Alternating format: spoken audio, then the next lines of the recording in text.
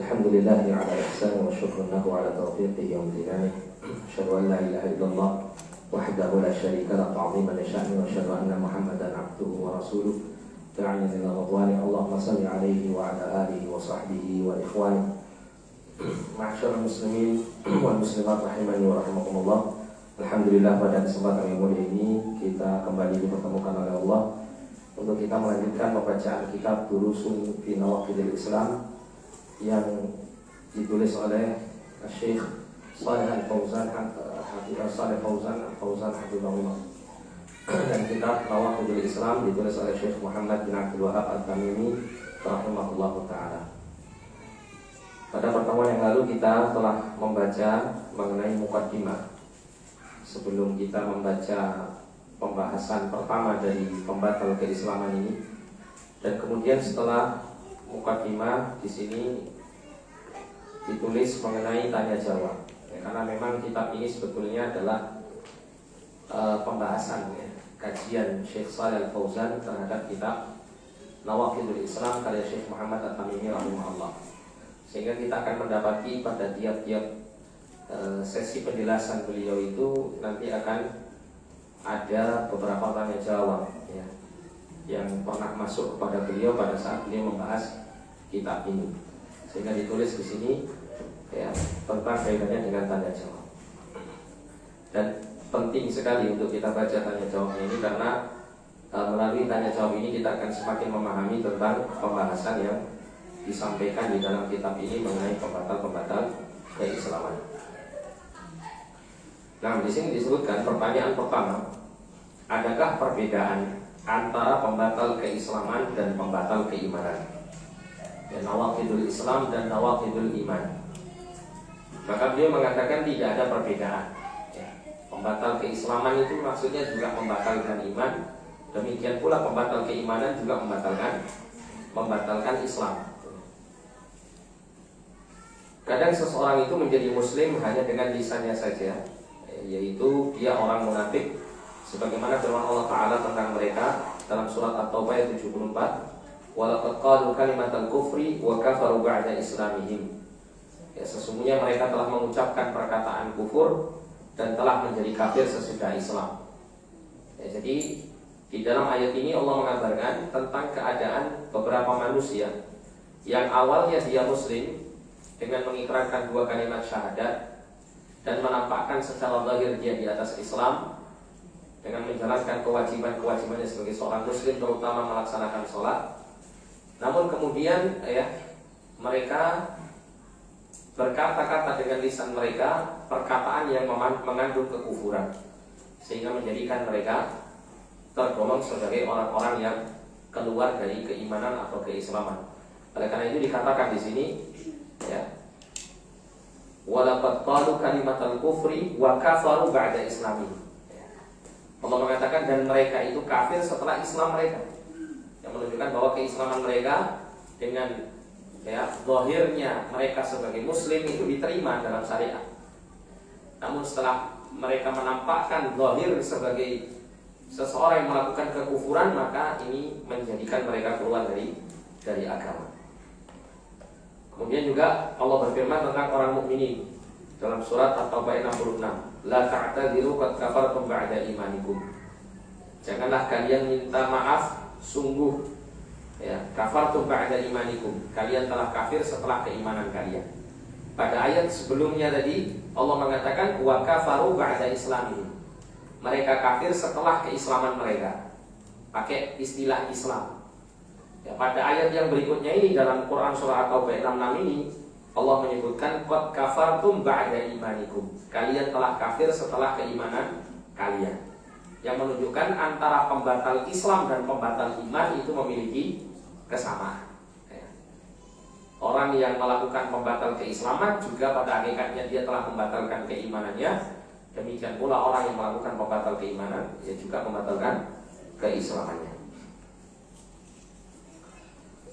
Nah, kemudian pertanyaan berikutnya, apakah dimaafkan orang yang tidak mengetahui pembatal-pembatal ini? Jadi kalau seseorang itu jahil, tidak tahu tentang pembatal-pembatal keislaman, apakah dia itu dimaafkan? Ini menunjukkan bahwa memahami pembatal-pembatal keislaman itu asal hukumnya adalah wajib. Tiap-tiap orang harus tahu, ya, tiap-tiap muslim wajib mengetahui apa saja hal-hal yang bisa membatalkan keislaman dan keimanannya, sehingga dia bisa berhati-hati dan menjauhkan diri dari pembatal-pembatal tersebut. Nah, Syekh mengatakan di sini kebodohan al-jahalah itu anwa' bermacam-macam. Bermacam-macam. Disebutkan di sini jika kebodohan karena tidak memungkinkan baginya untuk belajar, maka yang demikian ini dimaafkan sehingga ia menemukan orang yang mengajarinya. Misalkan orang yang tinggal di negara yang terasing dari negara kaum muslimin, tidak ada yang tinggal di sana selain orang kafir, maka yang demikian dimaafkan karena kebodohannya. Jadi al-jahalah itu paling tidak kalau kita klasifikasi, ya, kebodohan dalam masalah agama itu ada dua. Kebodohan yang tidak disengaja dan kebodohan yang disengaja. Kebodohan yang tidak disengaja salah satu contohnya seperti disebutkan Syekh tadi. Ketika seseorang misalnya tinggal di negeri yang hampir seluruh penduduknya adalah orang-orang kafir, dan akses untuk belajar agama Islam di negerinya itu sangat sulit, sehingga ya dengan kondisi yang demikian ini membuat dia jahil, membuat dia tidak mengerti betul tentang kaitannya dengan agama Islam yang dia anut dan dia yakini.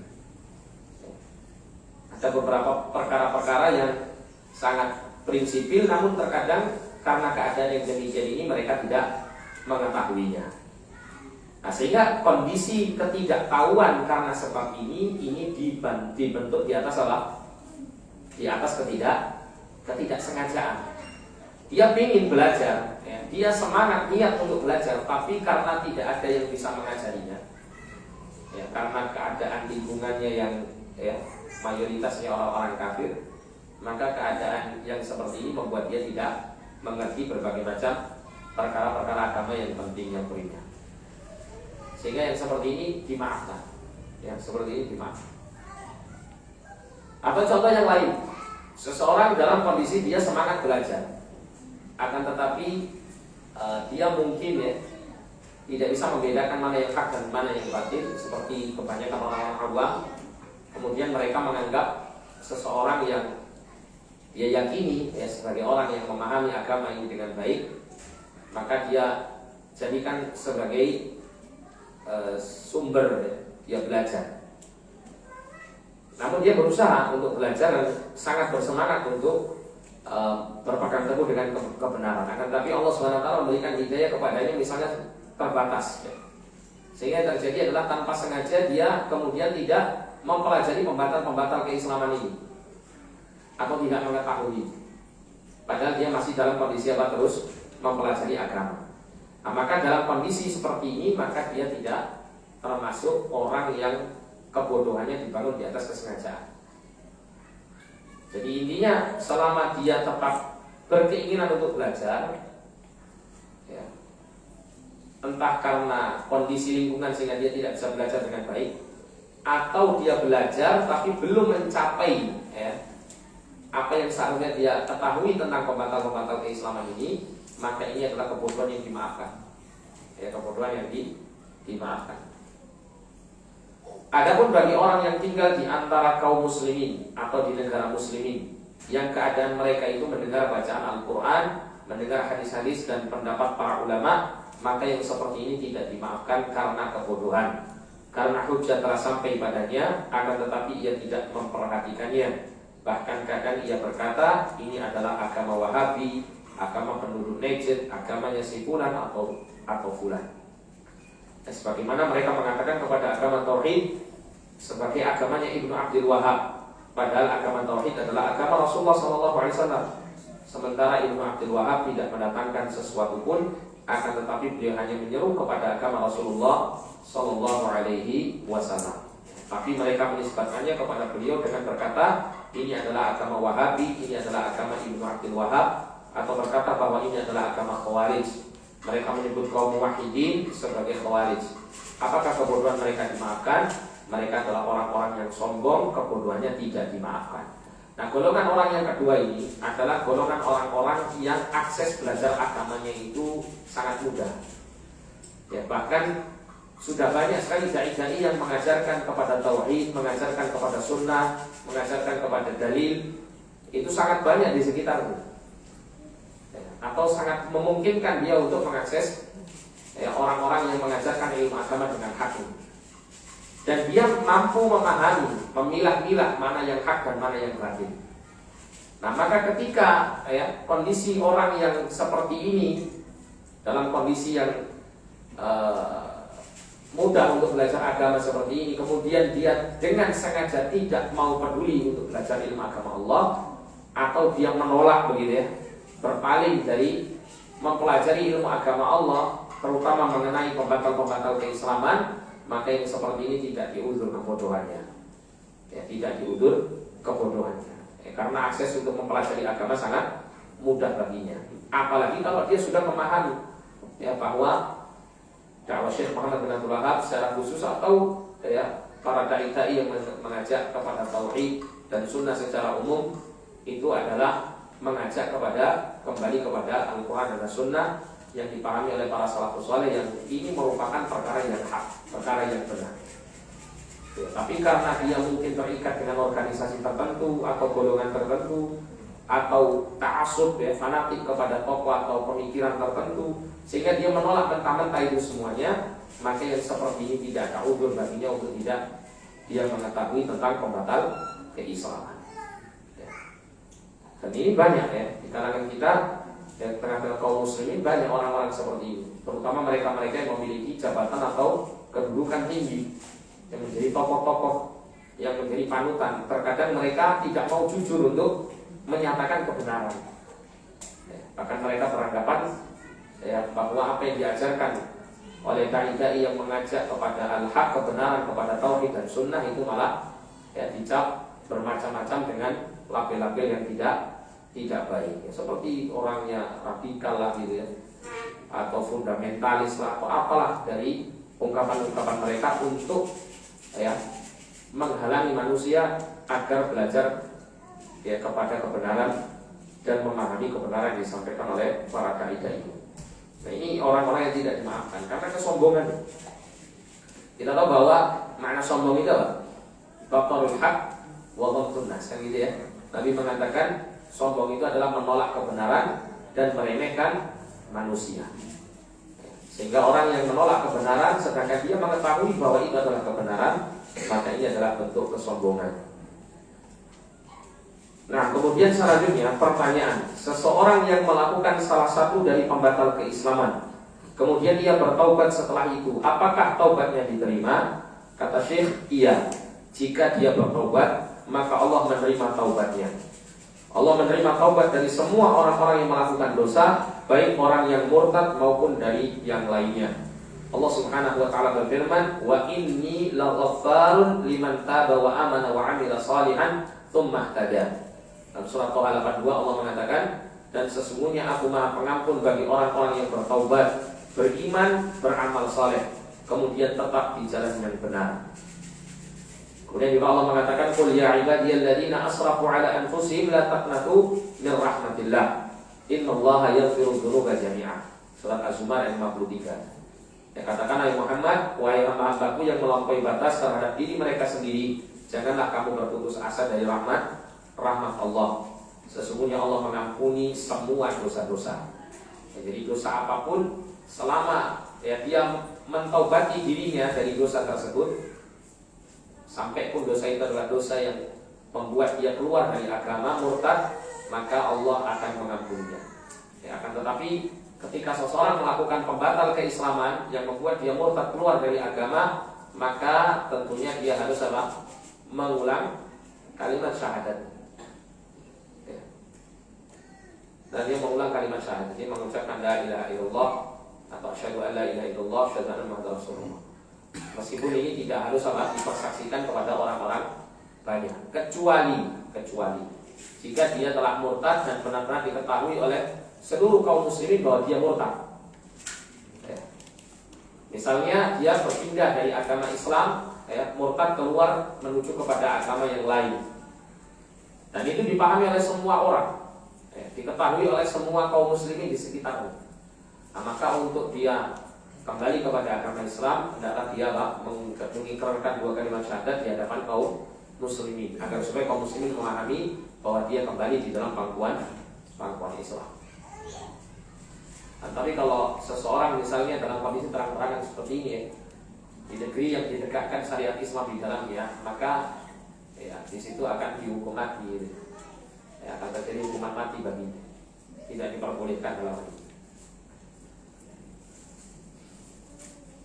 Namun apabila dia melakukan pembatal keislaman dan mungkin hanya 1-2 orang yang mengetahuinya atau tidak ada yang mengetahuinya kecuali dirinya sendiri, maka dia cukup mengucapkan kalimat syahadat tanpa harus dia ikrarkan di hadapan orang-orang, sambil dia bertobat mohon ampun kepada Allah atas dosa-dosanya. Kemudian juga Allah berfirman dalam surah Al-Imran ayat 90, innal ladzina kafaru ba'da imanihim tsumma izdadu kufran lan tuqbala taubatuhum. Sesungguhnya orang-orang kafir sesudah mereka beriman kemudian bertambah kekufurannya, sekali-kali tidak akan diterima taubatnya. Maknanya bertambah kekufurannya itu senantiasa dia di atas kekufuran sampai dia mati. Tidak ada keinginan sama sekali untuk dia bertobat dan kembali kepada iman dan Islamnya. Nah, maka orang yang seperti inilah yang tidak akan diampuni dosanya oleh Allah Subhanahu wa ta'ala. Dan karena itu bahaya sekali ya, seperti yang disampaikan tadi, bahwa ketika disampaikan satu perkara misalnya tentang kebenaran, tentang al-haq, tentang tauhid, disampaikan oleh seseorang, kemudian orang itu menolaknya, padahal dia memahami bahwa yang disampaikan itu kebenaran, dia menolak, bahkan justru dia menjalankan apa yang sebaliknya daripada tauhid, maka dikhawatirkan dia akan terus di atas kekufurannya sampai dia mati. Kemudian Allah berfirman dalam surah Al-Baqarah 217, "Wa may yartadid minkum 'an dinihi fayamut wa huwa kafirun." Barang siapa yang murtad di antara kamu dari agamanya, lalu dia mati dalam kekafiran. Nah, orang ini lagi disiksa oleh Allah SWT.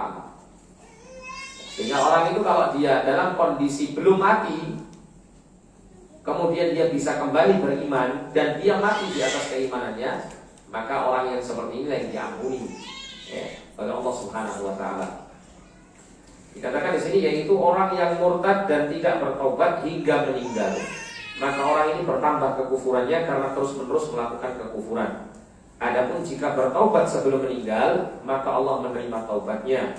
Jadi firman Allah, "Wa may yartadid minkum 'an dinihi fayamut wa huwa kafirun."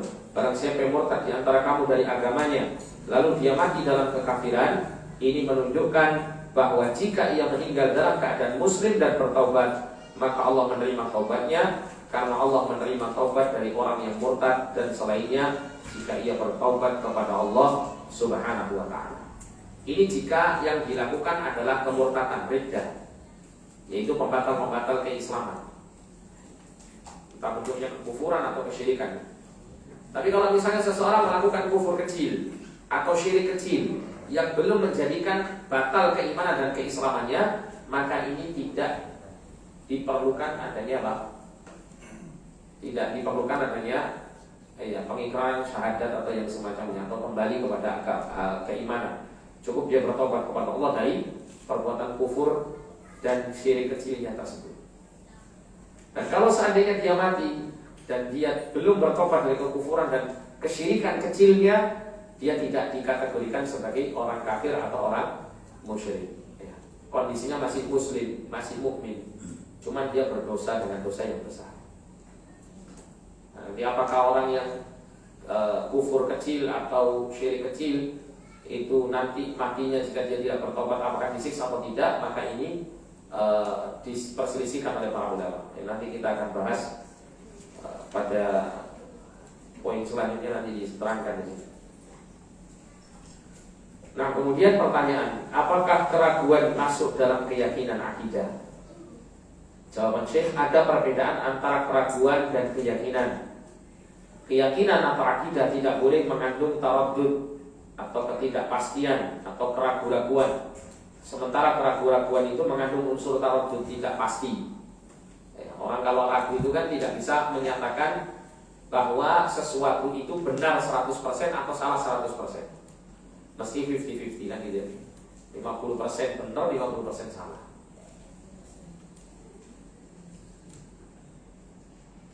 Kemudian disebutkan di sini para ulama, ini pertanyaan lagi, para ulama semoga Allah merahmati mereka menyebutkan ada lebih dari 10 pembatal keislaman. Kenapa Syekhul Islam Muhammad bin Abdul Wahab rahimahullah mengkhususkan yang 10 ini? Ini sudah pernah kita singgung ya di awal.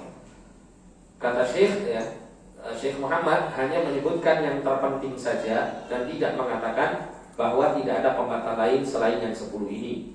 Bahkan beliau berkata bahwa yang 10 ini adalah yang terpenting. Jadi pembatal keislaman itu banyak. Disebutkan oleh Syekhul Islam Muhammad bin Abdul Wahab rahimahullah di kitab Nawaqidul Islamnya beliau ini, di poin terakhir atau di pembahasan terakhir, beliau menyatakan bahwa yang disebutkan mengenai pembatal keislaman yang 10 itu adalah yang paling besar dan paling banyak terjadi di tengah kaum muslimin. Kalau Anda baca matanya atau nanti juga insya Allah kalau kita bisa menyelesaikan kitab ini, itu akan disinggung poin ini. Syekhul Islam Muhammad bin Abdul Wahab menyebutkan demikian, bahwa beliau memilih 10 pembatal keislaman ini bukan berarti itu sebagai bentuk pembatasan, karena pembatal keislaman itu bentuknya macam-macam dan sangat banyak. Bentuknya macam-macam dan sangat banyak. Ada beberapa pembatal keislaman yang disinggung di salah satu kitab yang mungkin kita kenal ya, atau masyarakat secara umum di negeri kita ini kita mengenalnya, yaitu kitab Sulamut Taufiq. Mungkin pernah kita dengar kitab Sulamut Taufiq ini sering dibaca di banyak masjid dan di musola-musola gitu ya. Kalau dulu di masa saya kecil itu di dekat rumah saya yang dulu itu ada seorang ustadz itu di musola itu mengajarkan kitab ini. Biasanya selalu digandeng dengan Safinatun Najah. Kitabnya sering disebut kitab 2 itu dengan Sulam Safinah. Nah, itu istilahnya begitu.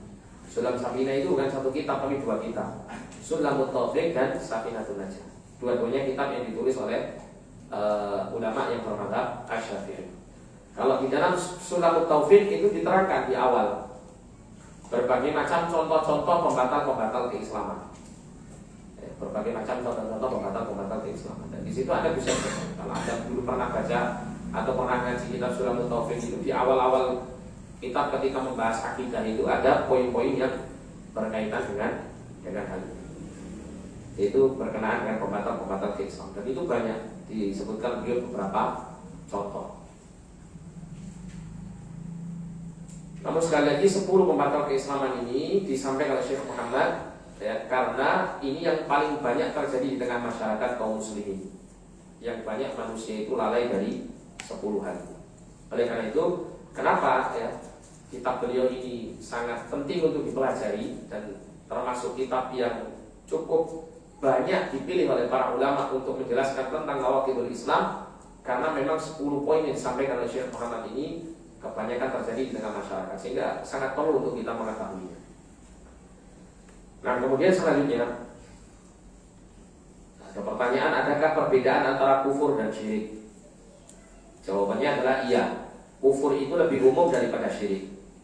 Karena orang kafir itu bisa saja karena mengingkari Rabb Subhanahu wa taala, dan tidak percaya dengan Allah, tidak beriman kepada Rabb seperti Fir'aun. Kelompok Mu'attilah yang meniadakan sifat-sifat Allah, ini termasuk orang yang melakukan kekufuran. Dan kelompok Dahliyah ini kelompok ateisme, kelompok ateis, penganut ateisme yang tidak mempercayai adanya Tuhan. Nah, maka ini termasuk kekufuran, bukan termasuk kesyirikan.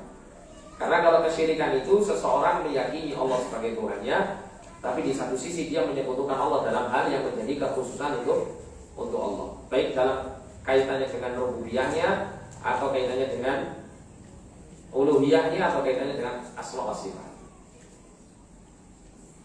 Nah, sedangkan di sini tadi disebutkan kaum Mu'attilah, orang yang meniadakan sifat-sifat Allah, yang menolak sifat-sifat Allah Subhanahu wa taala. Ini orang kafir, bukan orang musyrik. Kenapa? Karena dia tidak menyekutukan Allah dalam sifat-sifat, tapi apa, meniadakan bahwa Allah itu tidak memiliki sifat secara keseluruhan. Artinya kalau Allah itu ditiadakan sifat-sifatnya, maka yang terjadi apa? Yang terjadi dia telah menetapkan Tuhan yang tidak ada. Ya, karena segala sesuatu yang wujud itu mesti ada sifatnya. Mesti ada sifat. Sesuatu yang ada itu mesti ada sifatnya. Nah, mungkin tidak ada sifat. Ya, dan kaum Mu'tazilah ini mereka menolak adanya sifat-sifat Allah Subhanahu wa taala. Karena kalau menetapkan sifat-sifat Allah itu nanti jadinya adalah menyerupakan Allah dengan makhluk. Karena makhluk punya sifat, Allah kalau ditetapkan punya sifat berarti sama dengan makhluk yang punya sifat. Padahal tidak demikian. Ya, menetapkan sifat untuk Allah tidak berkonsekuensi untuk menyerupakan sifat Allah dengan sifat makhluknya. Sebagaimana Allah mengatakan laisa kamitslihi syai'un wa huwas samiul basir. Tidak ada yang serupa dengan Allah sedikit pun. Tapi setelah itu Allah menetapkan dirinya memiliki nama yang mengandung sifat. Apa? Dialah Allah yang mendengar dan melihat. Pendengaran dan penglihatan ini sifat Allah Subhanahu wa taala. Namun dalam menetapkannya Allah katakan di awal laisa kamitslihi syai'un. Tidak serupa sifat dan zat Allah Subhanahu wa taala dengan sifat dan zat makhluknya. Kita kembali di sini. Adapun musyrik, seseorang beriman kepada Allah tapi dia juga menyekutukan dengan yang lain. Maka perbedaan antara kufur dan syirik adalah tentang keumuman dan kekhususan. Jadi kalau syirik itu lebih khusus karena menimpa kepada siapa? Kebanyakan orang-orang yang beriman, ya. Orang-orang yang meyakini Allah Subhanahu wa taala. Sedangkan kekufuran itu umum, ya, baik menimpa muslim maupun menimpa orang di luar Islam. Lebih luas cakupannya kekufuran itu daripada kesyirikan. Contoh misalnya termasuk bentuk apa ini? Seseorang misalnya dia mengatakan saya tidak percaya bahwa Al-Quran itu adalah wahyu dari Allah. Termasuk kekufuran apa kesyirikan? Kekufuran, bukan kesyirikan. Karena nggak ada sangkut pautnya dengan menyekutukan Allah. Tapi kalau seandainya seseorang mengatakan bahwasanya wali fulan itu memiliki andil dalam mengurusi urusan-urusan makhluk yang ada di lautan misalnya, selain daripada Allah SWT. Kira-kira termasuk kekufuran apa kesyirikan? Termasuk syirik, termasuk kufur. Kenapa? Karena syirik khusus ya, berkenaan dengan kesyirikan tadi. Sedangkan kekufuran itu mencakup keseluruhannya. Syirik pun juga masuk dalam kategori kufur. Ya. Jadi begitu. Nah, kita lanjutkan di sini. Pertanyaan, apa pentingnya mengetahui hal-hal yang mencegah kepada tindakan mengkafirkan? Apa kitab yang terbaik yang membahas masalah ini? Ini berkenaan dengan tidak tergesa-gesa dalam memvonis kafir yang lainnya. Syekh mengatakan setiap orang hendaknya mengetahui tentang hal-hal yang menjadikan kafir. Ini yang paling penting. Tiap-tiap orang wajib untuk mengetahui apa yang menyebabkan keadaan seseorang itu terjatuh pada kekufuran, menjadi kafir. Itu yang paling penting. Sedangkan membicarakan memvonis kafir atau tidak kafirnya orang lain itu urusan berikutnya.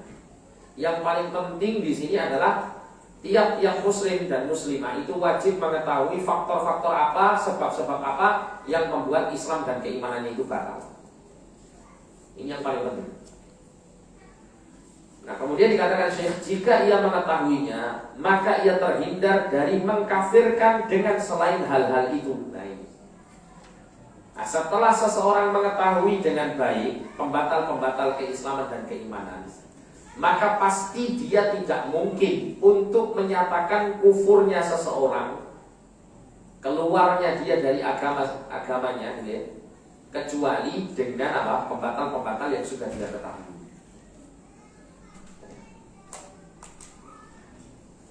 Jadi nggak akan keluar dari sini, nggak ngawur istilahnya gitu, nggak ngawur.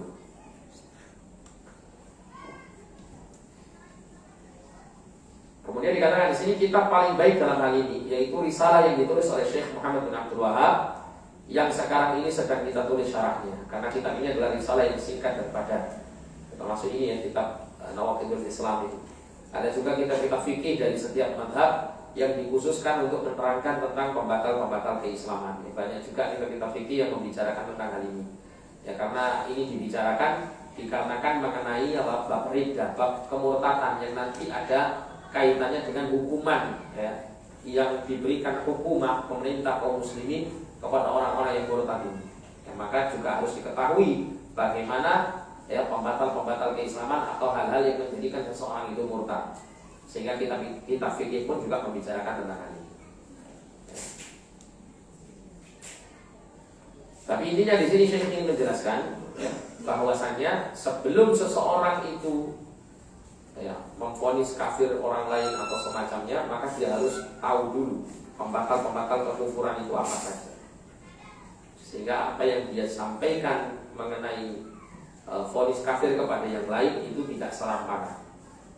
Tidak serampangan. Dan tentunya di sini untuk kaitannya dengan memahami pembatal-pembatal keislaman secara rinci, itu pun nanti erat kaitannya dengan memahami bagaimana memberikan ya, penilaian kafir atau tidak kafirnya pada diri seseorang, itu pun juga akan harus dipelajari secara rinci. Jadi secara tidak langsung orang yang mempelajari tentang pembatal-pembatal Islam secara rinci, secara detail, itu dia akan memahami juga ya, siapa-siapa orang itu yang layak untuk dinyatakan kafir tidak kafirnya ya, atau divonis kafir atau tidak kafir. Secara berkaitan ya, berkesinambungan dalam hal ini. Oleh karena itu yang jelas kita harus belajar dulu ya, harus belajar dulu dan berusaha untuk berhati-hati di dalam memberikan vonis kepada yang lain. Karena memvonis itu bukan sesuatu yang ringan. Karena ada konsekuensi-konsekuensi hukum yang akan dibangun setelah orang itu divonis, terutama jika dia keluar dari agama Islam. Itu nanti ada konsekuensi yang lain-lain. Nanti kalau mati tidak disolati, tidak dikafani, tidak dikuburkan di kuburan kaum muslimin. Sembelihannya kalau dia kafirnya ini syirik, sembelihannya itu apa? Sembelihannya itu haram, tidak boleh dimakan. Jika dia kafirnya kafir kesyirikan ya, masuknya bukan kafir masuk kepada agama Nasrani atau Yahudi atau sebagai ahli kitab.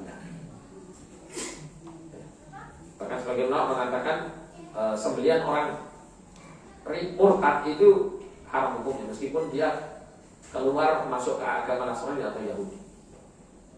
Saya berpendapat demikian. Tapi intinya di sini akan dibangun banyak apa? Hukum-hukum.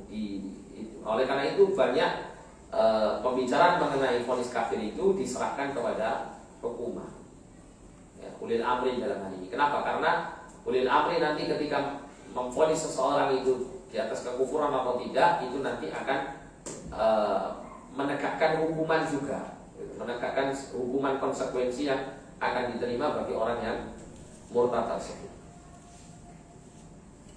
Tapi yang paling penting di sini sekali lagi adalah mengetahui tentang hal-hal yang menjadikan seseorang kafir sehingga bisa berusaha untuk menjauhkan diri darinya. Nah, kemudian pertanyaan, apa hukum menyebut kekufuran hanya sebagai candaan saja? Jawabannya adalah tidak boleh menyebut kekufuran meski hanya sebagai candaan saja. Adapun menyebutnya dengan tujuan menukil, maka orang yang menukil ucapan kufur itu tidak menjadi kafir karenanya. Menukil maksudnya di sini adalah memberi contoh. Ya, terkadang seseorang itu akan lebih memahami tentang suatu pembatal keislaman jika diberikan contoh.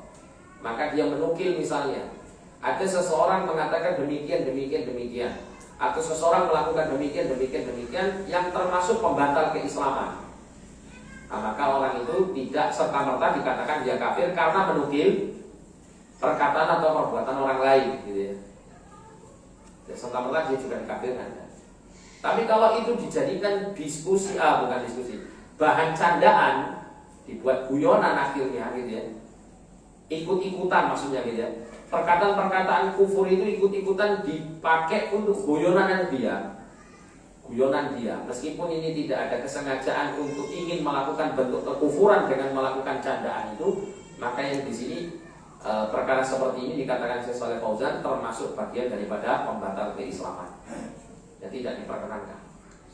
Nanti pembahasan ini juga akan dibahas secara panjang lebar oleh Syekh ketika berbicara mengenai istihza, ya, melakukan candaan dan olok-olokan terhadap agamanya. Ada salah satu poin Nawaqidul Islam yang berkaitan dengan itu. Kemudian dikatakan di sini, adapun menukilnya dengan tujuan guyon dan tertawaan, ini adalah perkara yang membahayakan. Ya, Allah telah mengkafirkan orang-orang yang berbincang-bincang dengan tujuan terolok-olok dan main-main, sebagaimana telah diterangkan. Kemudian pertanyaan, apakah orang yang melakukan salah satu dari pembatal keislaman itu dikafirkan oleh semua orang yang mengetahuinya, ataukah hanya oleh para ulama saja?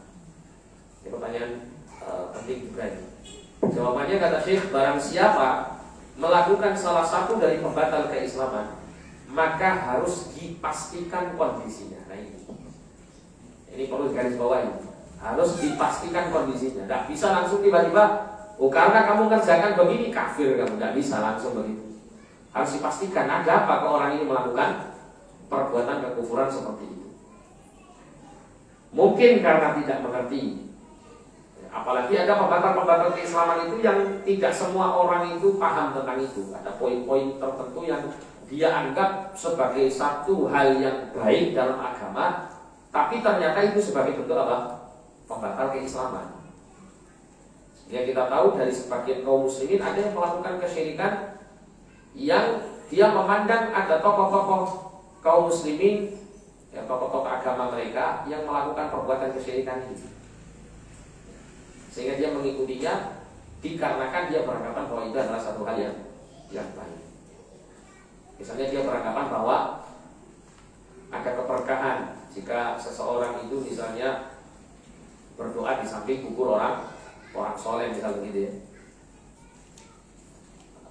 atau hal-hal yang serupa dengan itu, ya.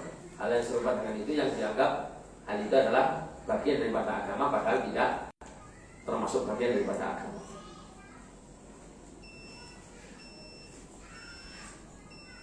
Jadi harus dipastikan kondisinya. Ya, mungkin dia karena tidak mengerti, maka termaafkan karena ketidakpengertiannya. Atau termasuk juga dia baru saja masuk Islam. Orang baru saja masuk Islam kadang belum tahu apa saja yang menjadi pembatal-pembatal keislamannya, sehingga terkadang dia melakukan hal-hal yang menurut dia itu tidak membatalkan keislaman. Kenapa? Karena dulu dia istilahnya itu hal-hal biasa yang dianggap tidak membatalkan agamanya dulu. Ya, silakan Anda dulu.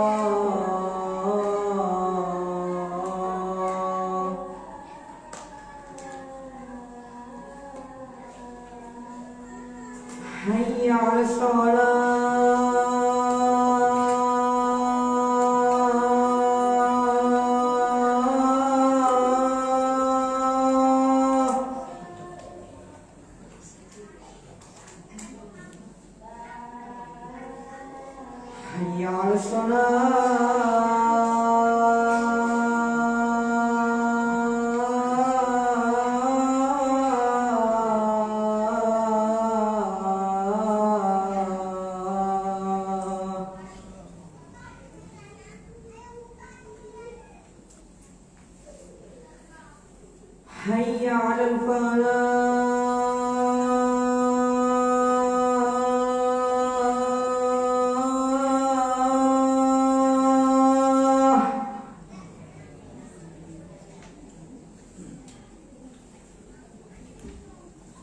حي على الفلاح.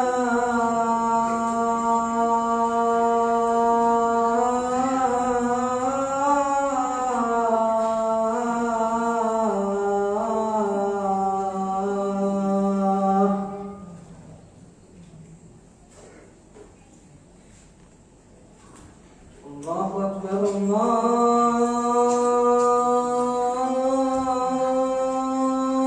أكبر لا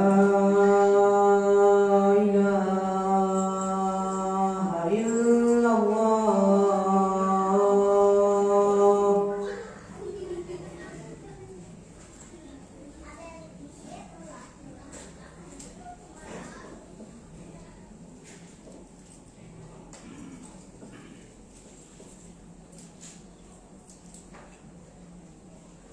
Nah, kita lanjutkan ya. Kata Syekh di sini, barang siapa melakukan salah satu dari pembatal keislaman maka harus dipastikan kondisinya. Mungkin karena tidak mengerti, ya maka termaafkan karena ketidakmengertiannya. Mungkin karena dipaksa, ya seperti dulu di masa Rasulullah ada sahabat yang dipaksa untuk mengucapkan kekufuran. Ya, namun hatinya tetap tenang di atas keislaman ini, tidak serta-merta membuat orang yang terpaksa seperti ini kemudian dikeluarkan dari agama. Mungkin karena ada uzur lain diantaranya apa? Penakwilan yang keliru, seperti yang dilakukan oleh sahabat Mu'adz bin Jabal radhiyallahu anhu ketika beliau di negeri Syam. Itu sudah pernah saya sampaikan ya. Ketika di negeri Syam melihat para tokoh-tokoh agama di negeri Syam itu disujudi oleh pengikut-pengikutnya, maka Mu'adz bin Jabal berpikir bahwa yang paling layak untuk disujudi, sujud penghormatan maksudnya, bukan sujud ibadah, itu hanyalah Rasulullah SAW. Nah, maka Mu'adz bin Jabal pun ketika sampai menghadap Rasulullah di Madinah langsung bersujud di hadapan Rasul. Apakah kemudian Rasulullah langsung mengatakan, "Oh kafir kamu Mu'adz"? Tidak. Tapi ditanya, "Ada apa dengan engkau ya Mu'adz?" Ini menunjukkan bahwa harus memastikan kondisi orang yang melakukan perbuatan kekufuran dan kesyirikan ini. Apa alasannya? Apa sebabnya? Karena ada faktor-faktor yang mawani sebenarnya, faktor-faktor yang mencegah dia itu dari dikafirkan karena sebab kekufuran yang dilakukan. Sehingga ini benar-benar harus diperhatikan dan dipastikan, sehingga nggak serampangan gitu ya, untuk memberikan vonis kafir kepada yang lain ya, sedangkan yang dikafirkan itu secara asal dia dikenal sebagai seorang muslim dan seorang mukmin. Apabila sudah jelas tidak ada uzur sama sekali, setelah dipastikan betul tidak ada uzur, ya, orang tersebut melakukan perbuatan kekufuran ini, atau bukan karena tidak mengerti, bukan karena kebodohan, maka ia dihukumi dengan apa yang tampak darinya. Maksudnya secara zahirnya, jika dia melakukan kekufuran ya dinilai sebagai orang kafir sebab apa? Perbuatan kafirnya tersebut. Dia di apa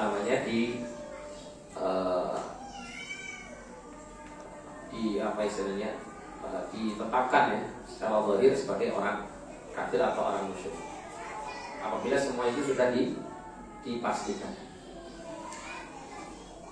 Nah, pertanyaan, jadi kalau yang sebelum-sebelumnya ya kita dapati dari keterangan kalau sudah sampai dalil kepadanya dan seterusnya, itu semua pembicaraan yang bersifat umum. Nah, sedangkan pertanyaan yang disampaikan di sini ini lebih spesifik lagi, lebih khusus lagi dalam apa? Menentukan kafir tidak kafirnya personal orang. Nah, maka kalau kita membicarakan kafir tidak kafirnya personal orang, itu harus tahapan ini yang dipakai. Ya, yang secara ringkas dikatakan Syekh di sini, yaitu harus salah memastikan kondisi orang yang melakukan kekufuran dan kesyirikan tersebut. Tapi kalau kita bicara masalah perkara-perkara umum, ya pokoknya orang kalau melakukan kekufuran, sedangkan dia sampai hujjah kepadanya, dalil kepadanya, ya sudah dia kafir gitu. Secara umum ya, berbicara secara umum. Tapi kalau kita berbicara mengenai tunjuk hidung fulan kafirnya, itu harus bisa dipahami ya. Ini ada perbedaan di sini supaya jangan dicampur adukan gitu. Karena kebanyakan orang yang tidak memahami apa yang diterangkan oleh Syekh di sini, itu mereka akan terjerumus dalam pemikiran seperti pemikiran Khawarij. Pokoknya kalau saya lihat ada orang melakukan kesyirikan atau kekufuran, sudah langsung divonis kafir atau musyrik, murtad, keluar dari agama.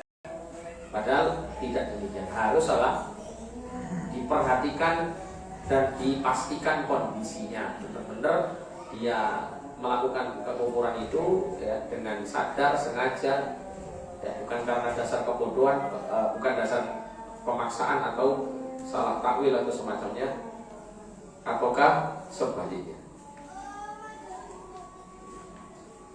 Nah, kemudian pertanyaan berikutnya, apa batas pemaksaan yang menjadikan orang yang dipaksa kepadanya tidak menjadi kafir? Pemaksaan itu bermacam-macam tergantung pada kondisi. Bisa jadi sebuah pemaksaan pada sesuatu, tapi bukan pemaksaan pada sesuatu yang lain. Pemaksaan berbeda tergantung tempatnya. Adapun pemaksaan yang karenanya sebuah kekufuran dimaafkan adalah pemaksaan yang membuat orang yang dipaksa tidak bisa menyelamatkan diri darinya, tidak bisa selamat dari pembunuhan, pemukulan, atau ancaman, kecuali bila ia mengucapkan apa yang diminta darinya. Ini pemaksaan yang bersifat mengancam nyawa gitu ya. Ini pemaksaan yang kemudian diuzur orang itu melakukan kekufuran atau berkata-kata kufur, namun hatinya tetap tenang di atas keimanan. Seperti yang terjadi pada sahabat Amr bin Yasir itu ya.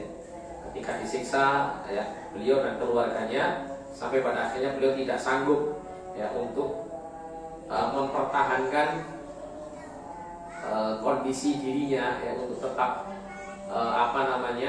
disiksa dalam rangka untuk mempertahankan iman, sampai pada akhirnya dia mengatakan kata-kata kufur, akan tetapi tidak disertai oleh keinginan hatinya, bertolak belakang dengan apa yang diyakini oleh hatinya. Hanya karena dia sudah tidak sanggup lagi menahan derita dan rasa sakit akibat azab yang diberikan orang musyrik kepadanya, siksaan yang diberikan oleh orang musyrik kepadanya. Maka kondisi seperti inilah yang boleh seseorang itu untuk melakukan kekufuran atau perbuatan atau tindakan atau perkataan kekufuran. Tapi kalau seseorang misalnya tidak dalam kondisi pemaksaan yang seperti ini, tidak mengancam nyawanya, hanya sekedar mungkin diancam, kalau kamu tidak begini, tidak begitu, tidak melakukan kekufuran ini dan itu, kamu saya keluarkan dari pekerjaan.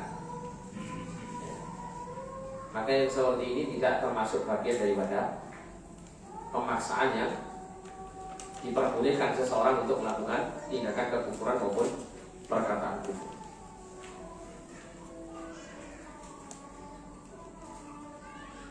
Adapun kalau misalnya dipaksa dengan pemaksaan berupa pembunuhan atau ancaman nyawa, tapi dia bisa menyelamatkan diri darinya, misalnya demikian, maka menyelamatkan diri dari itulah yang harus dilakukan. Seperti yang dilakukan oleh para sahabat ketika berhijrah ke kota Madinah atau berhijrah ke kota Habasyah, negeri Habasyah.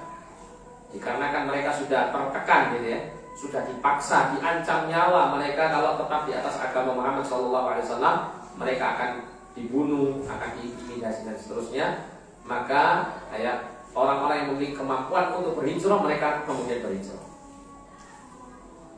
Kemudian mereka berhijrah. Sebagian kaum muslimin yang berhijrah pertama kali ke negeri Habasyah, karena di Habasyah itu kerajaan Najasyi, raja Habasyah itu meskipun dia orang Nasrani, tapi memberikan keleluasaan kepada siapapun yang hidup dan minta suaka kepadanya, ya, tetap mendapat perlindungan dari raja Habasyah ini untuk bisa menjalankan syariat agamanya dengan baik, tidak ada paksaan untuk meninggalkan agama. Jadi kalau dia memiliki kemampuan untuk menyelamatkan diri darinya, maka itu harus dilakukan. Tapi kalau tidak bisa, ya, dan tidak bisa selamat dari pembunuhan, pemukulan atau ancaman kecuali bila ia mengucapkan apa yang diminta darinya, maka ini boleh. Seperti mengucapkan kalimat kekufuran yang membuat dia tidak bisa menyelamatkan diri dari kekejaman orang yang zalim kecuali dengan mengucapkan itu, dengan syarat hatinya tetap tenang dalam keimanan. Allah SWT berfirman, illa man ukriha wa qalbuhu mutmainnun bil iman. Kecuali orang yang dipaksa kafir padahal hatinya tetap tenang dalam beriman, maka dia tidak berdosa. Dalam Quran surah An-Nahl ayat 106. Ayat ini turun berkenaan dengan kondisi siapa? Sahabat Amr bin Yasir yang kita singgung tadi. Nah, kemudian pertanyaan berikutnya, para ulama berkata, seseorang tertentu yang terjerumus dalam kekufuran tidak boleh dikafirkan kecuali jika syarat-syaratnya terpenuhi, tidak ada faktor yang menghalangi dan sudah ditegakkan hujjah atasnya. Benarkah demikian? Syekh mengatakan iya, benar. Nah, di sini ada 3 ya. Syarat-syaratnya terpenuhi, kemudian tidak ada faktor yang menghalangi, adamul mawani', kemudian apa? Iqamatul hujjah, ditegakkan hujjah atasnya. Kalau 3 hal ini sudah dilakukan dan dia tetap di atas kekufurannya, maka dia divonis kafir. Dikatakan Syekh di sini benar, ya. Akan tetapi tegaknya hujjah bisa hanya dengan sampainya Al-Quran kepadanya dalam batas yang dipahaminya, kalau ia mau memahaminya. Ya, artinya apa? Sudah disampaikan Al-Quran, sudah disampaikan dalil kepadanya, dan dalil itu bisa dipahami, ya, sampai kepadanya dan bisa dipahami olehnya. Tinggal dia mau memahami atau dia tidak mau memahami, ya. Tinggal dia mau terima atau tidak mau terima, tinggal dia mau mempelajari atau tidak mau mempelajari. Itu menurut Syekh Shalih Fauzan demikian. Itu sudah membuat orang itu terjerumus dalam kekufuran kalau dia menolaknya. Nah, kemudian pertanyaan, di zaman ini kita dengar seruan kaum sekuler yang menginginkan pemisahan agama dari negara. Apakah mereka termasuk murtad? Jawabannya tidak diragukan lagi bahwa orang-orang yang bermadzhab ateisme ini telah murtad. Bermadzhab ateisme, ya, maksudnya adalah mereka-mereka yang tidak meyakini Tuhan, ya. Ini jelas ya, mereka murtad. Seperti sekulerisme ini hasil-hasil dari ateisme, gitu ya. Sekulerisme, modernisme, nasionalisme, komunisme, karena semua itu bertentangan dengan Islam. Jadi mengenai hal ini ada orang-orang yang mungkin dia terikat dengan pemahaman sekuler, akan tetapi dia tidak menyukai, gitu ya. Dalam hatinya dia mengingkari pemahaman sekuler ini, ya, menolak pemahaman sekuler ini. Akan tapi misalnya karena dia hidup di negara yang sekuler misalnya, maka dia dengan terpaksa mengikuti aturan yang sudah berjalan. Tidak ada pilihan lain, gitu ya. Karena dia tinggal, tapi dia membencinya, maka ini tidak kafir dia, dan juga tidak maksiat. Adapun orang yang menjalankan pemerintahan dengan sistem sekuler seperti ini, memisahkan agama dengan, tapi ada juga orang-orang yang memilih sekulerisme ini karena apa? Karena hawa nafsu saja atau karena syahwat saja. Karena saya ingin terpilih menjadi pemerintah, ya, karena saya ingin mendapat jabatan tinggi atau dapat duit dan seterusnya. Tapi keyakinan dia dalam hati tetap menyatakan bahwa Islam itu agama yang hak dan tidak bisa dikalahkan oleh sistem apapun. Dia masih meyakini hal seperti itu. Atau karena dia terpaksa, ya gimana lagi, saya terikat dengan ini, maka ini tidak serta-merta langsung dikafirkan. Ini nanti poin ini akan diterangkan pada pembatal-pembatal keislaman. Salah satunya adalah poin ini. Dan nanti akan dirincikan di situ mana-mana orang yang dikafirkan karena sebab hal ini, mana-mana yang tidak dikafirkan. Jadi nggak serampangan. Jangan mengikuti manhajnya orang-orang Khawarij. Kelihatan secara zahir sudah tidak mau menegakkan syariat Islam, padahal mereka adalah pemerintah yang wajib untuk menegakkan syariat Islam, langsung dikafirkan. Ini tidak bisa seperti itu. Ada perincian, ya, ada perincian. Kemudian pertanyaan, seseorang berkata kepada orang lain, engkau mengetahui perkara gaib, diucapkan dengan bercanda. Apakah ucapannya ini merupakan kemurtadan? Apakah ia dihukumi sebagai orang yang murtad? Jawaban, jika ia bermaksud bercanda atau ia hanya bermaksud untuk mengatakan bahwa adalah orang yang cerdas, maka hal ini tidak mengapa dan bukan kemurtadan, karena ia tidak berkeyakinan bahwa ia mengetahui hal yang gaib. Akan tetapi jika ia berkeyakinan bahwa ia mengetahui perkara yang gaib, maka ia telah murtad. Kalau misalnya ada seseorang datang ke dukun, terus dia mengatakan bahwa Mbah Dukun ini memang ngerti masa depan seseorang, nah ini jelas dia kafir. Ya, tapi kalau dia hanya sekedar bercanda atau bukan itu yang dimaksud, semisal ada yang punya kawan, dia ini pandai memprediksi misalnya dalam sekian tahun ini kayaknya kalau kita mau bisnis ini itu untungnya lebih besar daripada bisnis yang ini. Kalau nggak percaya coba, misalnya gitu. Nah, dicoba ternyata, oh iya benar seperti perkataanmu, kan kayak ngerti masa depan saja, misal gitu ya. Nah itu perkataan yang tidak diyakini, hanya perkataan yang sifatnya bercanda saja. Makanya seperti ini tidak dikafirkan kan. Pertanyaan, orang yang mencela agama Allah atau melakukan amalan kekufuran dalam kondisi sedang marah yang besar, apakah ia menjadi kafir karenanya? Jika seseorang sampai pada kondisi marah besar yang membuatnya kehilangan kesadaran, ya, ada kemarahan itu kan bertingkat-tingkat ya. Ada kemarahan itu yang sampai hilang kendali, ya, sehingga dia tidak sadar ya, melakukan apa atau berbuat apa atau berkata apa itu terkadang ya sampai pada tingkatan tertentu kemarahan itu membuat dia tidak menyadari apa yang dilakukan atau diucapkannya. Maka jika kondisi seperti ini, ia tidak dihukum karena ia seperti orang gila. Jadi apapun yang diucapkan itu tidak dianggap. Akan tetapi jika kemarahannya tidak sampai pada batas yang menghilangkan kesadarannya, masih dia kuasai ya kondisinya, maka ia bisa dihukum karena perkataan atau perbuatannya. Termasuk di sini berkenaan dengan kekufuran. Kemudian dikatakan di sini, jika seseorang mentalak istrinya atau mengucapkan kalimat kufur atau syirik pada kondisi ini, maka ia dihukumi atas apa yang diucapkannya bila ia mengerti dan memahami apa yang diucapkannya. Jadi dalam kondisi dia marah tapi masih sadar. Tapi ada juga marah sampai tidak sadar, maka yang seperti ini tidak dinilai ucapan dan perbuatan. Nah kemudian pertanyaan, orang yang mengucapkan kalimat kufur kemudian ia bertobat langsung pada saat itu, haruskah ia mandi? Maka jawabannya tidak. Dia tidak berkewajiban mandi jika bertobat kepada Allah dan beristighfar.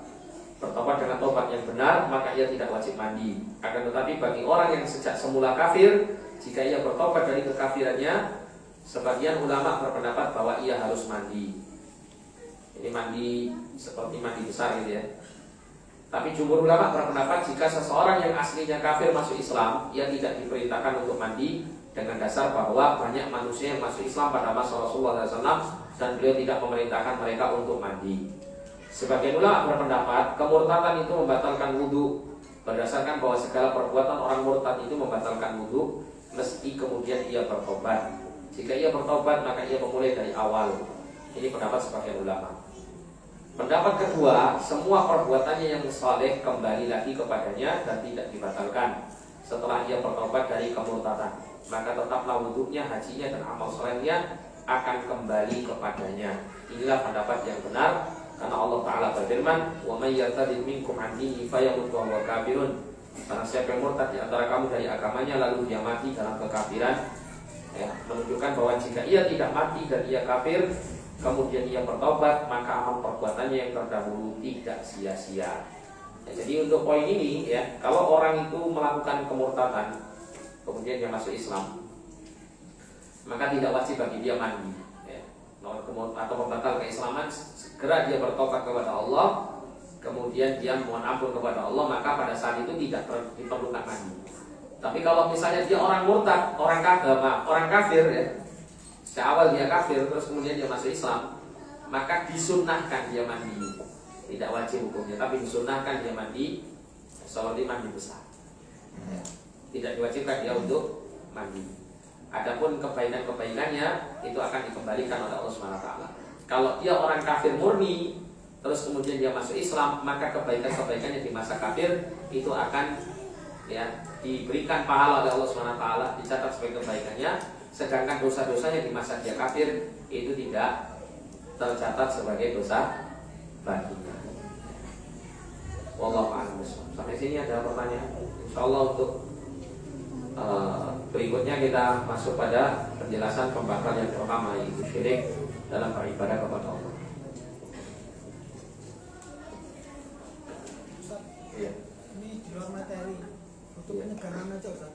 Kami sebagai panitia Idul Kurban, Iya. batasan-batasan yang dibolehkan atau yang dilarang bagi panitia saat mengelola daging kurban. Mohon pencerahan. Ini kajian sendiri. Singkat Ustaz. Singkat ya. Intinya begini. Panitia itu dia sebagai perwakilan, dan hukum wakil itu seperti yang mewakilkan. Akan tetapi ya, tentunya antara wakil dan yang mewakilkan ini harus paham ya, satu dengan yang lain. Maksudnya paham satu dengan yang lain bagaimana? Jika yang mewakilkan itu menginginkan ini dan itu untuk dilakukan oleh wakilnya, maka sang wakil wajib menjalankan apa yang menjadi amanah untuknya. Semisal begini, contoh. Seseorang misalnya, ini teknisnya ya. Seseorang misalnya berkorban, entah korban sapi atau kambing, diwakilkan ke panitia. Dia mengatakan, dari korban saya ini nanti, ya, kambing saya atau apa saya itu ya, sapi saya atau semacamnya, nanti saya minta bagian ini dan ini tolong berikan kepada saya. Sisanya silakan Anda kelola atau Anda distribusikan. Saya hanya mengambil misalnya sampilnya, misalnya gitu ya, dari kambing yang saya korbankan itu. Nah, maka pihak perwakilan wajib memberikan sampil hewan korban yang dikorban melalui perwakilan, berikan kepada pemilik. Sisanya baru kemudian dikelola ya, sesuai dengan kebijakan yang telah ditentukan secara bersama. Jadi ini disampaikan kepada para pengkorban. Ada juga sebagian para pengkorban itu yang tidak tahu tentang hukum mengenai bolehnya orang yang berkorban itu mengambil bagian hewan korban. Ada sebagian mereka itu yang menganggap pokoknya wis korban wis disarano kabeh, tidak boleh ngambil. Nah, ini sebisa mungkin panitia korban bisa memberikan edukasi kepada orang yang berkorban, terutama kalau yang sudah ngaji mungkin enggak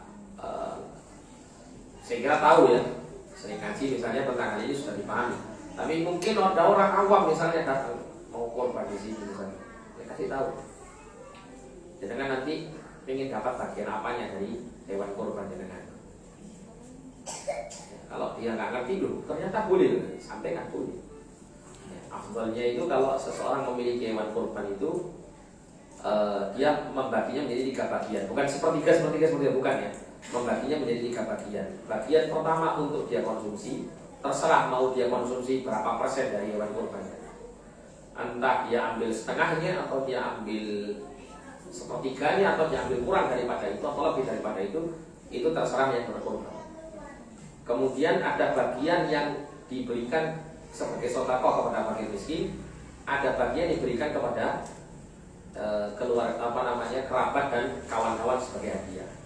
Itu afdalnya demikian ya, dari pendistribusian hewan kurban.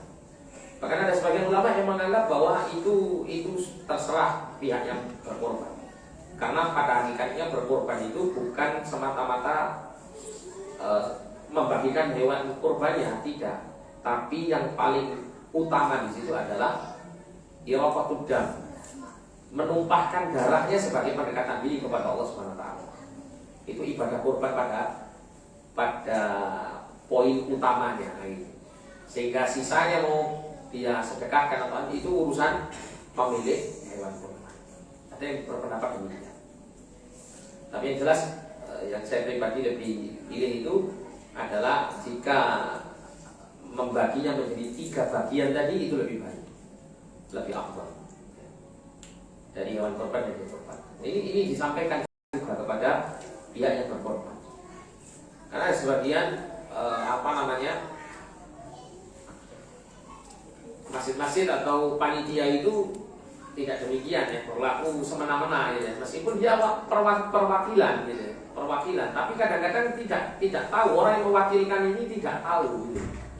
Tidak tahu hukum kurban. Sehingga kalau seandainya tahu, ya tentunya dia akan meminta sebagian atau seperti apa dia ingin wakilkan ke panitia gitu. Jadi seperti itu. Jadi ringkasnya begitu. Mungkin ada yang mau ditanyakan tentang ini secara spesifik ya. Iya. Itu mungkin kalau misalnya kambing, Ustaz. Ya, Kalau kambing maupun kan, sapi sih sama saja. kan biasanya sapi itu kan turunan 7 orang. Iya, 7 orang. Kan, Ya kesepakatan 7 orang itu gimana? Iya. Kesepakatan. Kalau memang ada yang mau diambil ya bagiannya. Tapi kalau seandainya 7 orang itu sudah menyerahkan secara penuh kepada pihak wakil, dan wakil nanti atau panitia ya, panitia nanti memberikan bagian kepada pengkorban berapapun misalnya gitu, berapapun misalnya gitu ya. Nah, maka ini tidak masalah gitu. Ini tidak masalah. Tapi ini harus tahu dulu, yang berkorban ini harus tahu dulu. Nah, ada orang pokoknya naruh korban sudah diwatur semua sama panitianya, sedangkan yang berkorban tidak tahu kalau dia memiliki hak untuk meminta bagian. Kadang dia punya pikiran kalau misalnya aku ingin oleh sing iki misalnya gitu ya, ternyata dia dapat yang lain. Nah itu berhak gitu, yang berkorban berhak untuk menyampaikan hal ini kepada panitia.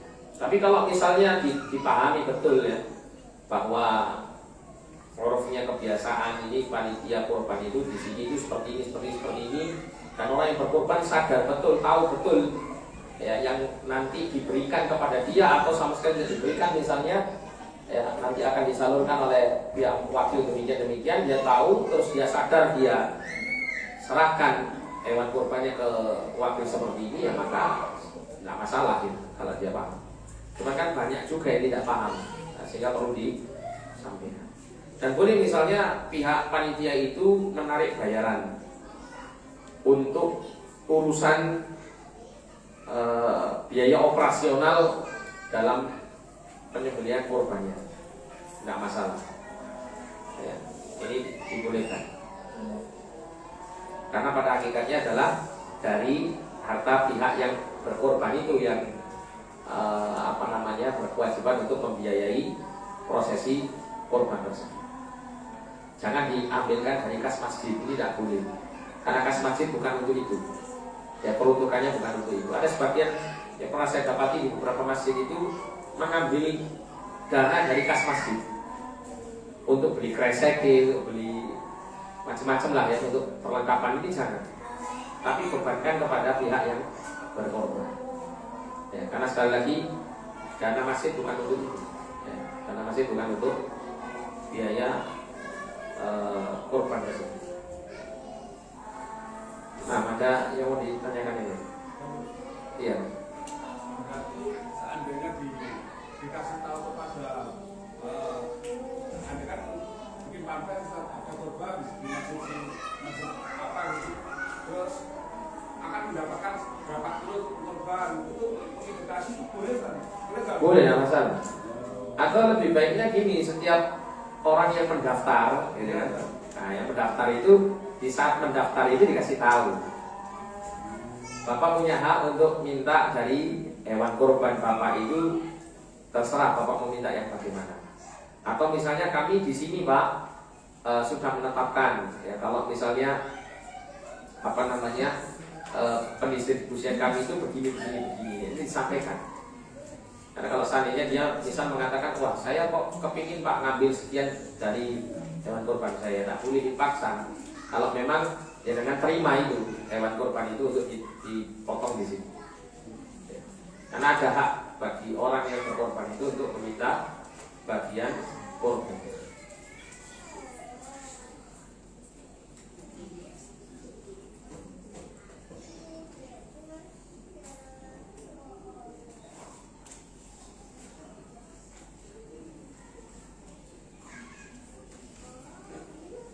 pertanyaan, ibu mertua kami sangat yakin tentang kebenaran syariat Islam, tetapi beliau tidak mampu untuk masuk Islam dengan alasan tidak mampu melakukan sholat. Apakah ini termasuk kemurtadan? Loh, kalau sejak awal ibunya ini bukan orang Islam, ya berarti bukan murtad namanya, dia kafir gitu. Murtad itu dari Islam, dari Muslim keluar ke agama yang lain, itu namanya murtad. Ya. Tapi kalau dari agama lain tidak masuk Islam, dia sudah kafir. Dia termasuk kafir. Tapi di sini alasan tidak mampu melakukan sholat, ini sebetulnya ya, ini bukan alasan yang tetap untuk seseorang tidak mau masuk Islam jika dia sudah meyakini Islam agama yang benar. Sebisa mungkin bagi keluarganya ya, untuk tetap terus mengajak ya ibu ini untuk masuk Islam dan mengajarkan ya bahwasanya menjalankan sholat itu bukan sesuatu yang berat. Ya, bertahap, kalau memang belum bisa membaca bacaan-bacaan yang banyak itu, maka cukup diganti dengan beberapa kalimat-kalimat yang mudah, seperti misalnya di awal sebelum bisa menghafal suratul Fatihah mungkin baca subhanallah alhamdulillah wa la ilaha illallah Allahu akbar sebagai pengganti semua bacaan-bacaan dalam sholat, sambil diajari gerakan-gerakan, dan itu tidak sulit ya, tidak sulit, sehingga diyakinkan gitu ya untuk tetap masuk Islam. Dan untuk kaitannya dengan alasan seperti ini, maka diterangkan bahwa menegakkan sholat itu bukan sesuatu yang sulit, bukan sesuatu yang sulit. Apalagi kalau banyak keluarga yang mengerjakan sholat sehingga bisa saling mengingatkan, saling mengarahkan, ya, saling membimbing. Insya Allah yang seperti ini tidak sulit. Nah, ini mengenai korban ada pertanyaan tidak? Ya. Bisa ke tempat seperti yayasan atau lembaga kita hanya memang berkorban, sedangkan yang perlu berkorban tidak mengetahui si fulan ini siapa itu bingung, tidak menyebutkan nama atau bagaimana. Iya. Ini kalau anjuran saya ya, Anda kalau berkorban, kalau memang Anda bisa menyembelih sendiri itu lebih afdal. Kalau tidak bisa menyembelih sendiri, Anda bisa minta bantuan kerabat atau orang lain yang Anda yakini sembelihannya itu sesuai dengan syariat. Ya. Itu yang dituntut di sini. Ya, ini yang dituntut di sini. Sehingga kalau misalnya Anda menyerahkan hewan kurban ke yayasan tertentu atau kepada masjid tertentu yang Anda tidak tahu tentangnya, ya dikhawatirkan gitu ya. Dikhawatirkan penyembelihannya itu tidak sesuai dengan syariat. Oh ya, ada satu lagi ya. Sebisa mungkin mengenai konsumsi dan semacamnya gitu ya. Itu jangan mengambil bagian daripada yang disembelih kecuali jika hal itu sudah dipahami oleh para pengkorban. Ada sebagian masjid waliyadzubillah, dia langsung mengambil satu kambing langsung disembelih. Dan orang-orang yang berkorban ke situ itu tidak tahu dan tidak juga diberitahu bahwa tiap-tiap pengkorban itu ada hak untuk dia bisa mengambil jatah dari hewan korbannya. Langsung diambil terus disembelih, setelah disembelih dipotong-potong, dimasak untuk makan bareng-bareng. Ini tidak tepat ya. Apalagi kalau seandainya diketahui gitu ya. Seandainya orang yang berkorban ini tidak tahu gitu kan. Tapi kalau seandainya dia tahu, dia mesti akan minta bagian. Nah, ini tidak tepat. Karena dia kalau minta bagian ya, yang haknya dia itu adalah yang diambilkan dari hewan korbannya dia. Ada juga yang begini, saya korban kambing, tapi aku jalui sapi. Ya, aku gak gelem mangan kambing, aku gelem dikei sapi. Namanya dia korban kambing, ya kalau dia minta haknya dia, ya dia dapat kambing, kecuali nanti setelah dia mendapat haknya masing-masing dari pihak pengorban itu, terus kemudian pihak perwakilan ini ya mengumpulkan daging yang tersisa tadi itu, yang ada itu untuk didistribusikan di situ. Ya, maka yang seperti ini kembali ke kebijakan panitia. Ya, kalau misalnya bagian pengorban ini sudah dapat, bulan kamu dapat sekian, sudah dapat. Terus dia datang ke panitia, boleh nggak saya tukar misalnya? Nah ini kembali ke panitia mau apa tidak. Tapi kalau sejak awal aku jalur nih, nggak boleh. Ya. Tidak boleh karena haknya dia dari kambingnya, bukan dari sapinya yang lain. Gitu. Apalagi pihak yang punya sapi itu juga minta haknya, misalnya gitu. Diberikan dulu haknya masing-masing, setelah itu baru misalnya mau tukar sama pihak pemilik sapi atau semacam, silakan. Ya kali dia, tapi supaya di sini hak-haknya masing-masing pengkorban itu diperhatikan. Haknya pengkorban diperhatikan. Wallahu a'lam bishawab. Iya, terakhir. Yang membeli, kadang kita kan pakai zakat, Ustaz. Iya. Yang membeli itu nggak sholat, Ustaz. Tahu, nyata nggak sholat. Iya, iya jangan dipakai, Pak. Cari yang lain. Ketawanya kalau kita sholat, dia nggak sholat kasih itu sama merokok. Nggak sholat santai aja. Itu gimana hukumnya? Iya kalau bisa, kalau itu sudah terjadi ya sudah. Iya. Kita nggak tahu. Tapi kalau seandainya sebelum terjadi, ya antum harus selektif nyari. Sebisa mungkin cari jagal yang bersertifikat dulu. Kan ada itu ya. Iya kan? Jagal apa? Juleha itu. Iya. Yang bersertifikat kan dia sudah ikut pelatihan, sudah ngerti kalau mau nyembelih harus baca apa, nah itu ya seperti itu. Kalau misalnya istilahnya itu, kalau misalnya ada teman-teman sunnah yang ngerti bagaimana proses penyembelihan, misalnya dia bisa membantu, maka ini lebih baik. Ya, lebih baik. Carikan orang-orang yang demikian. Jangan terus kemudian bermudah-mudahan dalam hal ini. Ya, sebisa mungkin untuk menseleksi orang-orang. Karena dikhawatirkan ada orang-orang seperti ini bisa jadi dia tidak menyebut nama Allah, ya kan?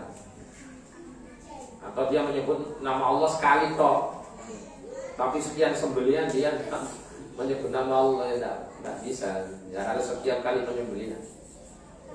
Jadi selektif ya, selektif. Kalau dasar saya dengar ada pelatihan-pelatihannya yang juga apa mungkin kayak di MUI juga gitu ya, didukung atau ada MUI juga ya kalau nggak salah program seperti ini. Nah mungkin orang-orang yang seperti ini yang lebih selamat dipilih daripada yang umum-umum gitu. Terus juga masalah kulit ini ya juga sering jadi persyaratan. Ini nggak boleh. Persyaratan saya mau menyembelih, misalnya jagalnya bilang saya mau menyembelih, pokoknya aku dibayar karo kulit misalnya, tidak diperbolehkan. Kulit ini tetap harus didistribusikan, gitu ya. Kalau seandainya wakil atau panitia korban tidak bisa mendistribusikannya, maka boleh untuk diberikan kepada anggota wakil di sini.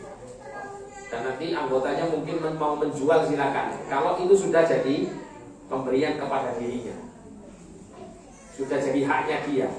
Tapi kalau misalnya panitia ini inisiatif kita jual, duitnya kita masukkan kas masjid, tidak boleh. Tidak boleh. Karena itu diberikan ke siapa?